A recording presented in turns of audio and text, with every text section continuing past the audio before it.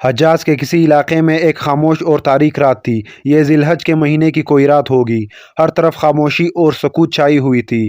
اللہ کے نبی حضرت ابراہیم علیہ السلام گہری نیند میں تھے کہ آپ کو ایک خواب آیا کہ جس طرح جانوروں کو ذبح کیا جاتا ہے، بالکل اسی طرح آپ اپنے بیٹے اسماعیل کو ذبح کر رہے ہیں۔ آپ گھبرا کر اٹھ بیٹھے اور آپ پر لرزہ طاری ہو گیا۔ بالکل ایسے ہی خواب آپ کو کئی دنوں سے آ رہا تھا۔ ابراہیم علیہ السلام کو اب یہ یقین ہو چکا تھا کہ اللہ رب العزت انہیں کسی بڑے امتحان سے گزارنا چاہتے ہیں، اور وہ ایسی سخت آزمائش تھی جو کوئی باپ اپنے بیٹے کے متعلق وہم و گمان میں بھی نہیں لا سکتا۔ اسماعیل علیہ السلام کا قربانی کا یہ واقعہ کیا تھا، اور اس واقعے میں چھپا انسانیت کے لیے عظیم پیغام کیا تھا، اس ویڈیو میں ہم ان چیزوں کو مکمل جاننے کی کوشش کریں گے۔ دراصل پیغمبروں کو اللہ نے جس طرح کائنات میں سب سے بلند مرتبے پر فائز کیا تھا، اسی طرح انہیں بڑی کٹھن منزلوں سے بھی گزارنا پڑا۔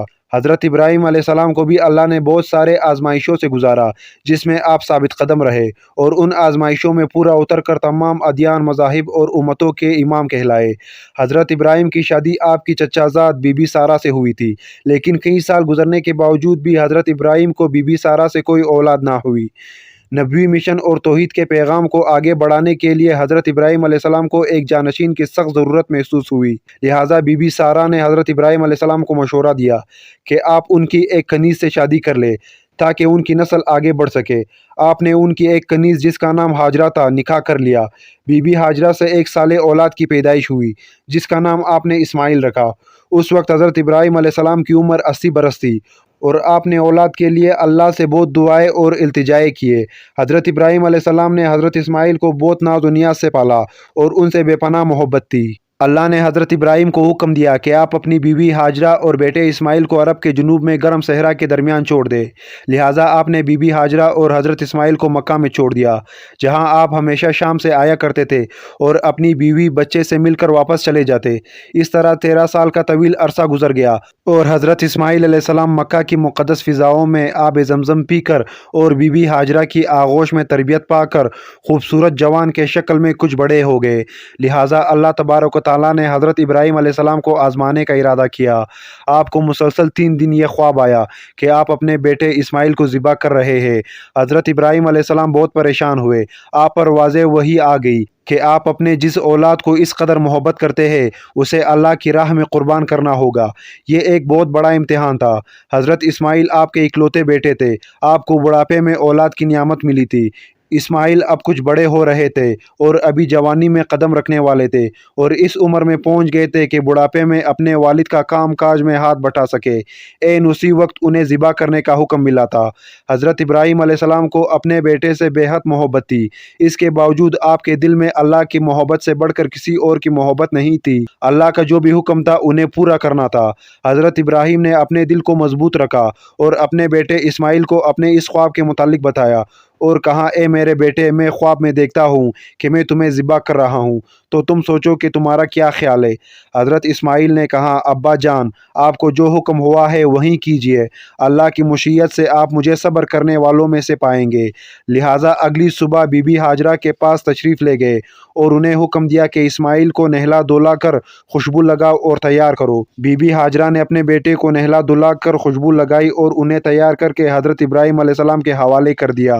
حضرت ابراہیم نے ان کا ہاتھ پکڑا، باپ بیٹا چوری اور رسی لے کر جبل عرفات کے طرف چل پڑے۔ کعبہ شریف سے کچھ دور پہنچے تو شیطان لعین نے آپ کو اس عظیم قربانی سے روکنا چاہا۔ سب سے پہلے شیطان حضرت اسماعیل علیہ السلام کی والدہ بی بی ہاجرہ کے پاس آیا اور کہنے لگا، اے ہاجرہ، آپ کو معلوم ہے کہ ابراہیم اسماعیل کو ذبح کرنے کے لیے لے گئے ہیں۔ بی بی ہاجرہ نے کہا، یہ کیسے ہو سکتا ہے کہ باپ اپنے بیٹے کو ذبح کرے؟ شیطان بولا، حضرت ابراہیم کو اللہ کی طرف سے حکم ملا ہے کہ اپنے بیٹے کی قربانی کرو۔ بی بی ہاجرہ نے کہا، اے شخص، اگر یہ خدا کا حکم ہے تو میں اور میرا بیٹا خدا کے حکم پر راضی ہے۔ شیطان جب مایوس ہو کر واپس ہوا تو حضرت اسماعیل کے دل میں وسوسہ ڈالنے لگا۔ قریب جا کر کہا، تجھے تیرا والد ذبح کرنے کے لیے لے جا رہے ہیں۔ حضرت اسماعیل نے فرمایا، کیوں؟ شیطان نے کہا، وہ سمجھتے ہیں کہ اللہ نے انہیں ایسا کرنے کا حکم دیا ہے۔ حضرت اسماعیل نے جواب دیا، اگر اللہ تعالیٰ میری جان کی قربانی فرما لے تو میرے لیے اس سے بڑھ کر کیا سعادت ہوگی۔ اس کے بعد شیطان نے حضرت ابراہیم علیہ السلام کے دل میں وسوسہ ڈالنا شروع کیا۔ حضرت ابراہیم علیہ السلام اللہ کے خلیل تھے۔ آپ فوراً پہچان گئے کہ یہ کارنامہ شیطان کا ہے، جو آپ کو اس عظیم قربانی سے روکنے کی کوشش کر رہا ہے۔ آپ نے اس کو دھتکارنے کے لیے پتھر اٹھا کر اسے مارنا شروع کیا اور فرمایا، اے شیطان لعین، میری نظروں کے سامنے سے دور ہو جا۔ اللہ کو حضرت ابراہیم علیہ السلام کا یہ عمل اتنا پسند آیا کہ قیامت تک حج کرنے والے حاجیوں کے لیے حکم فرما دیا کہ میرے پیارے خلیل حضرت ابراہیم علیہ السلام کی سنت کو زندہ رکھنے کے لیے یہاں پر شیطان کو 7 کنکر مارے۔ حضرت ابراہیم علیہ السلام اسماعیل کو لے کر پہاڑ کی اونچی چوٹی پر پہنچے اور آپ کو لیٹنے کی ہدایت دی تو حضرت اسماعیل نے فرمایا، ابا جان، میں پیشانی کے بل لیٹتا ہوں تاکہ آپ کا چہرہ مجھے نظر نہ آئے، اور آپ بھی اپنے آنکھوں پر پٹی باندھ لے تاکہ جب آپ مجھے ذبح کر رہے ہو تو میری محبت اللہ کی محبت پر غالب نہ آ جائے۔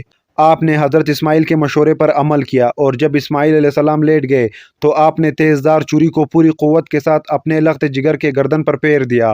اللہ رب العزت کے حکم سے حضرت جبرائیل علیہ السلام جنت کے باغات میں پلے سفید رنگ کے خوبصورت مینڈے کو لے کر حاضر ہوئے۔ ابراہیم علیہ السلام نے ذبح سے فارغ ہو کر آنکھوں سے پٹی ہٹائی تو حیرت زدہ رہ گئے۔ بیٹے کی جگہ ایک حسین مینڈا ذبح ہوا پڑا تھا، جبکہ اسماعیل علیہ السلام قریب کھڑے مسکرا رہے تھے۔ اس آستہ میں غیب سے آواز آئی، اے ابراہیم، تم نے اپنا خواب سچ کر دکھایا، بے شک ہم نیکی کرنے والوں کو ایسا ہی بدلہ دیا کرتے ہیں۔ اللہ نے اسماعیل علیہ السلام کی جان بخش دی۔ یہ واقعہ حضرت ابراہیم علیہ السلام کی بے مثال اطاعت و رضا جوئی اور اللہ کے لیے خود سپردگی کی ایک مثال ہے۔ حضرت ابراہیم علیہ السلام نے وہ چھری اپنے اولاد پر نہیں بلکہ اپنے نفس پر چلائی تھی، جو صرف اور صرف اللہ کے رضا کے لیے تھا۔ تقریباً 4000 سال گزر گئے، لیکن یہود و نصارہ اور مسلمان ہر امت کے لیے لوگ باپ بیٹے کی اس عظیم قربانی کو یاد کرتے ہیں، جو بندگی کے اس بے مثال جذبے کی ایک مثال ہے۔